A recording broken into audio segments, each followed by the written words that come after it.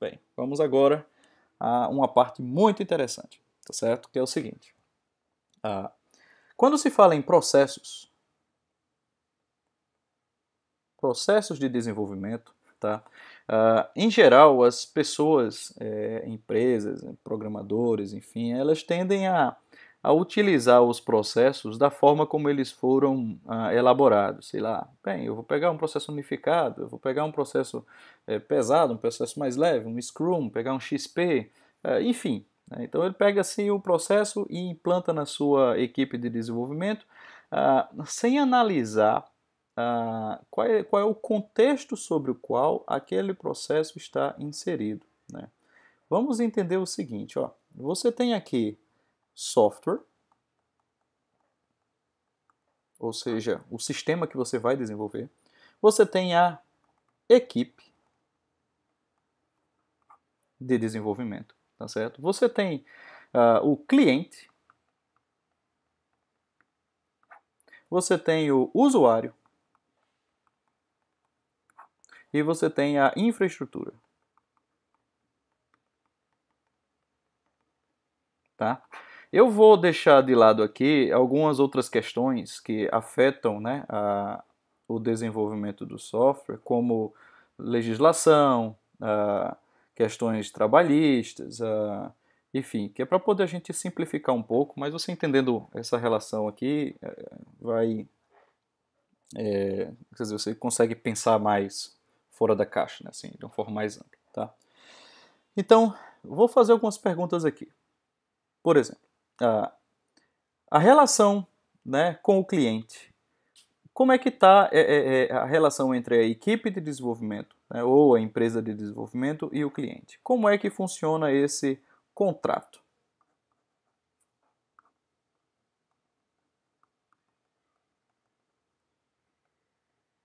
Né? Perceba que, assim, muitas vezes você tem um contrato que estabelece a relação entre a sua equipe de desenvolvimento e o seu cliente, ou seja, quem está pagando a grana, tá certo? O desenvolvimento, sustentando o desenvolvimento, tá? Algumas vezes essa relação define um escopo fechado. Como assim? Bem, chega uma empresa, contrata você, sua equipe, né, ou a sua empresa de desenvolvimento, e diz assim: olha, eu sou dono de uma agência de turismo e eu gostaria de implementar um sistema para controlar os pacotes e as vendas de turismo. Quanto é que custa? Né? Então você vai estabelecer, vai definir um contrato, vai fazer um levantamento de requisitos, definir mais ou menos o escopo do sistema. E nesse contrato, né, você vai fechar um contrato com o cliente. Tá? É um contrato que vai estabelecer o seguinte: voltando lá, né? Qual é o tempo, basicamente, né? Qual é o tempo, ou seja, em quanto tempo você vai desenvolver o software, qual é o custo, né? E em relação a esse custo nós vamos falar já já, e qual é o escopo, né? O escopo, tá certo? Ou seja, o que é que eu vou fazer, tá bom? E aí, pessoal, assim, cada ponto desse é um assunto para diversas aulas, né? Porque a gente tem inúmeras considerações sobre o tempo, porque tempo envolve planejamento, né? Envolve análise de risco, tá certo? Em quanto tempo eu vou fazer, quantas atividades eu vou ter que desempenhar, qual é o tamanho da minha equipe, qual é a capacidade da minha equipe, a produtividade da minha equipe, enfim, né, tem N coisas, quer dizer, qual é o risco de eu não entregar isso no tempo, tá? Aí a gente entra na complexidade, né, o escopo, tá certo?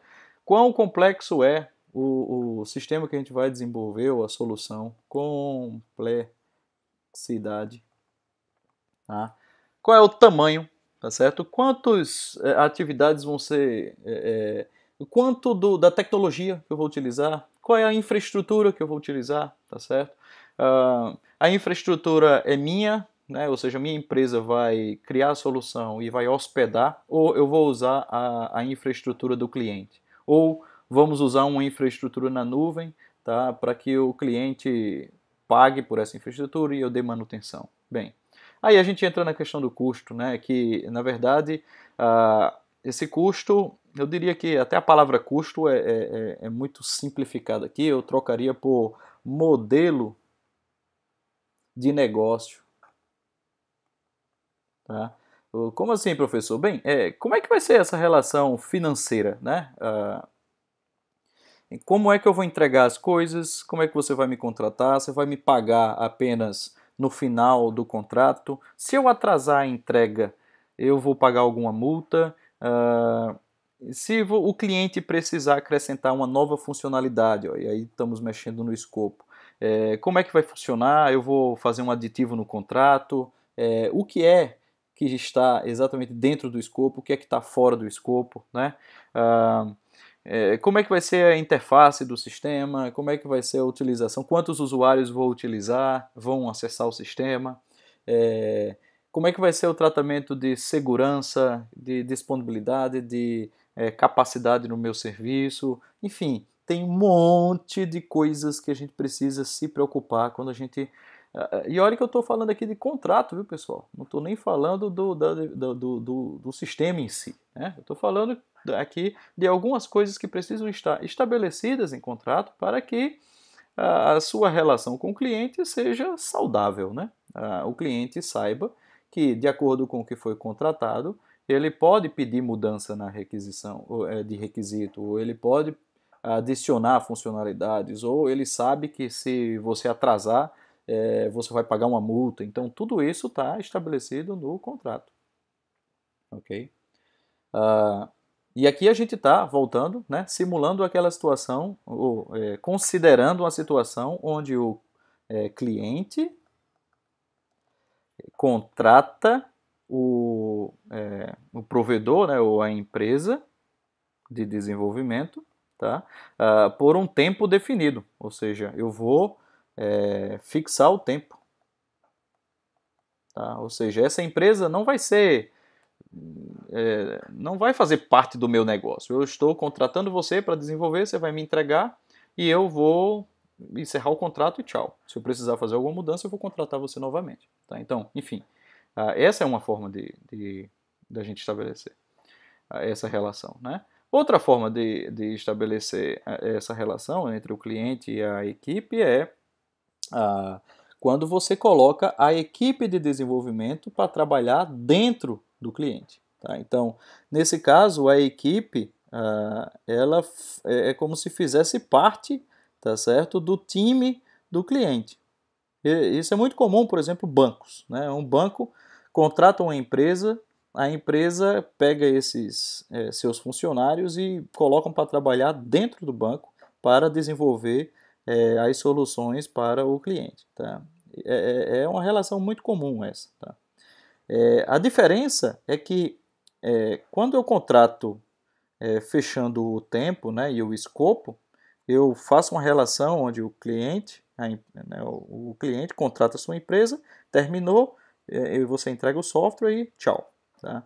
Nesse segundo caso, não. É como se a equipe de desenvolvimento fosse funcionar. Como se, tá, pessoal? Apesar de que, venhamos e convenhamos, muitas vezes o que acontece é que essas empresas, né, o cliente, considera esses funcionários como se fossem seus, né? Tá certo? Então, em que muda essa relação? Muda muito. Tá? Uma coisa sou eu fixar o escopo. Escopo e fixar o tempo. Tá? Bem, e consequentemente a gente fixa também o custo. Tá? Então, está definido, é X, tá? Está fixo. Isso aqui, vamos considerar que no nosso exemplo foi o primeiro caso, tá certo? No segundo caso, a gente não tem bem isso. A gente tem uma relação, né? Aqui era um contrato. Eu tenho aqui um segundo contrato, que é um segundo contrato que eu vou chamar aqui de um contrato de equipe, né? Eu coloco a equipe para trabalhar e aí, assim, o escopo é enquanto eu estiver contratando, eu pago por mês a sua equipe, né? Então, tudo que eu for solicitando, você vai desenvolvendo, tá certo? Consequentemente, o tempo também é aberto, tá bom? O tempo é aberto. E o custo não é um custo fixo, é um custo variável. Quanto mais tempo, tá certo? mais caro vai sair o serviço, tá bom? Então essa é outra forma da gente contratar, tá? E existe uma terceira forma, que é uma forma, por exemplo, que é o caso de licitação, né? Você é uma empresa, participa de uma licitação e numa licitação pública, por exemplo, você tem já a especificação, tá certo, do que o sistema tem que do que o sistema tem que fazer. Então eu tenho o escopo fechado, tá certo? Fechado. Mas escopo fechado, professor, o que é isso? Escopo fechado, eu ouvi dizer que isso é ruim, né? Não, depende. Tá?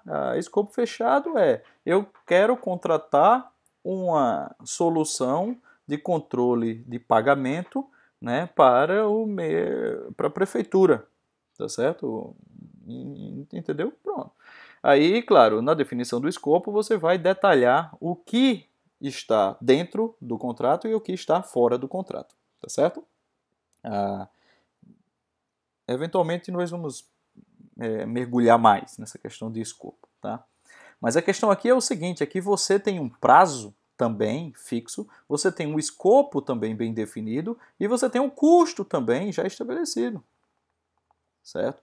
Então essas coisas aqui, elas estão bem amarradas, tá? Então você só pode, o seu software, ele vai ter que ser, ou seja, o seu processo de desenvolvimento vai ter que se submeter a essas amarras, tá certo? Vou botar até aqui um cadeadozinho aqui, tá certo? Um cadeadozinho, tá tudo meio que travado.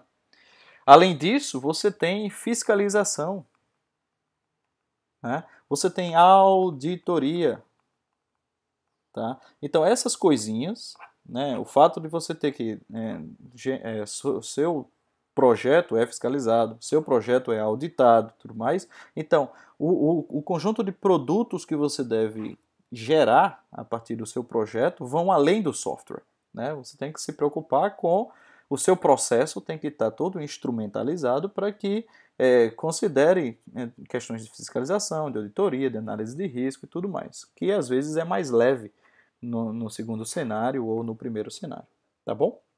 Então, olha só, é essa relação aqui com o cliente, tá? Vamos analisar aqui a relação com a equipe, tá? Veja só, dependendo da complexidade do seu sistema, eu vou até pegar outro papel, que aqui ficou uma bagunça. Pra cá. Então, olha, software e equipe. Tá? Então, aí, vamos lá, aqui, né, é o software que você vai produzir, e isso aqui é a equipe que vai produzir o software. Então você tem que pensar aqui em algumas questões.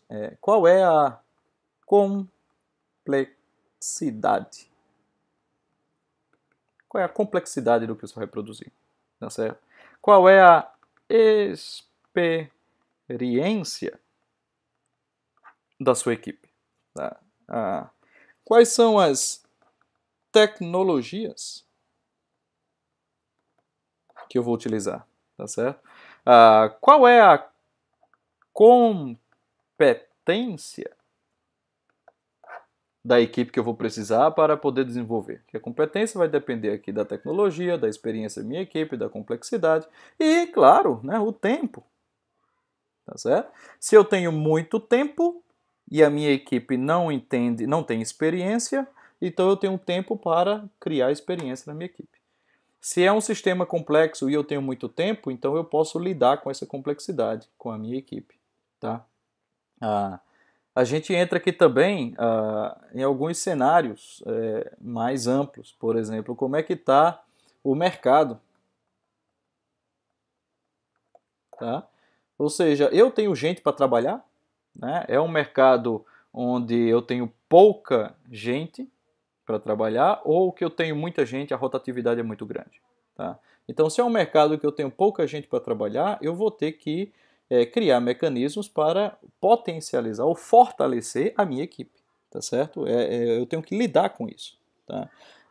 Quando é um mercado onde gira rápido demais, então talvez eu tenha que criar um ambiente mais atrativo do que necessariamente ter que me preocupar com capacitar, ou seja, eu já consigo contratar gente boa, né, no mercado. Tudo isso, pessoal, influencia o processo de desenvolvimento que eu vou utilizar, tá certo? Se eu tenho uma equipe que roda demais, então o processo de desenvolvimento vai ter que criar mecanismos para que eu mantenha o conhecimento sobre o projeto contínuo, tá certo? Conhecimento. Se a minha equipe roda demais, eu tenho que fazer com que, digamos assim, o compartilhamento, tá certo, de informações, compartilhamento, seja eficiente, tá certo? A tecnologia que eu vou utilizar, né, não adianta eu estar utilizando uma tecnologia extremamente restrita, né, que pouca gente sabe utilizar, se eu preciso, toda vez que contratar uma pessoa, que ensinar novamente essa tecnologia. Tá vendo? Quer dizer, o contexto, tá, da equipe, tá, e do ambiente, do mercado, vai interferir diretamente em questões do processo, tá, ou de atributos, né, ou ferramentas que o meu processo de desenvolvimento vai ter que ter para sustentar isso. Tá legal? Eu vou dar uma pausa aqui, eu vou mostrar alguns vídeos sobre alguns ambientes, tá, de desenvolvimento de software, ok? E aí a gente continua mais essa conversa no próximo vídeo. Vamos olhar aqui. Esse vídeo aqui mostra um pouco sobre qual é o ambiente de desenvolvimento lá na Google. A big playground. The atmosphere around Google is definitely very eccentric, but also very academic. At Google, we actually do have the ability to make more of an impact on people and more of a change in 1 year than many people do in their life. Então, aqui é o ambiente Google, né? Ambiente Google, ambiente extremamente dinâmico, extrovertido, né? Que atrai pessoas com uma competência técnica muito alta. Por quê? Porque o tipo de software que a Google desenvolve é um software de complexidade, são sistemas, né, de alta complexidade, tá? Então é preciso reter talentos, tá? É preciso reter talentos. E assim, na verdade, pessoal, em qualquer que seja a empresa, eu posso dizer que quanto maior a complexidade do que ela produz, tá, mais bacana ela tem que ser para atrair os bons membros, né, de equipe, tá certo?